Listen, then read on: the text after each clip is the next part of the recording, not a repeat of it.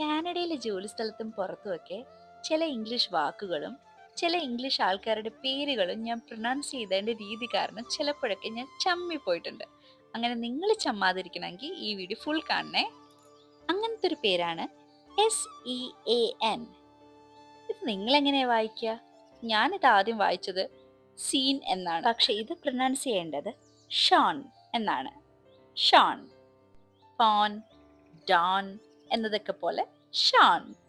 അതേപോലത്തെ മറ്റൊരു പേരാണ് ZOE. ഇത് നിങ്ങൾ എങ്ങനെ വായിക്കുക? ഞാൻ വായിച്ചത് സോ എന്നാണ്, സോ. പക്ഷെ കറക്റ്റ് ഇംഗ്ലീഷ് പ്രൊനൗൺസിയേഷൻ സോയി എന്നാണ്, സോയി. പക്ഷെ depending on the country of origin it could be also pronounced as സോയെ, സോയെ. പിന്നെ വേറൊരു രസം എന്താന്ന് വെച്ചാൽ, നിങ്ങളുടെ കൂടെ വില്യം എന്ന് പേരുള്ള ആരെങ്കിലും ജോലി ചെയ്യാണെന്ന് വിചാരിച്ചോ. അപ്പോൾ നിങ്ങളുടെ മാനേജർ പറയാ ഇതാ ബില്ലിനൊന്ന് കൊടുക്കാവോന്ന്. അപ്പോൾ നിങ്ങൾ ആലോചിക്കും ഏത് ബിൽ? നിങ്ങൾ ആലോചിച്ചില്ലെങ്കിൽ ഞാൻ ആലോചിച്ചായിരുന്നു ആരാ ബില്ലെന്ന്.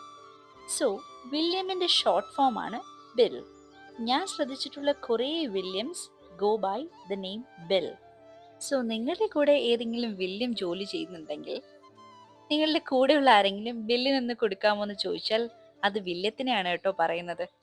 സോ കാനഡയിൽ എല്ലാവർക്കും ഒഫീഷ്യൽ നെയിംസ് ഉണ്ടെങ്കിലും മിക്ക ആൾക്കാരും പ്രിഫേർഡ് നെയിം എന്ന് പറഞ്ഞ എന്തെങ്കിലും ഒരു പേര് കൂടെ കാണും. ഇപ്പം വില്യമിന് ബിൽ എന്ന് പറയുന്ന പോലെ.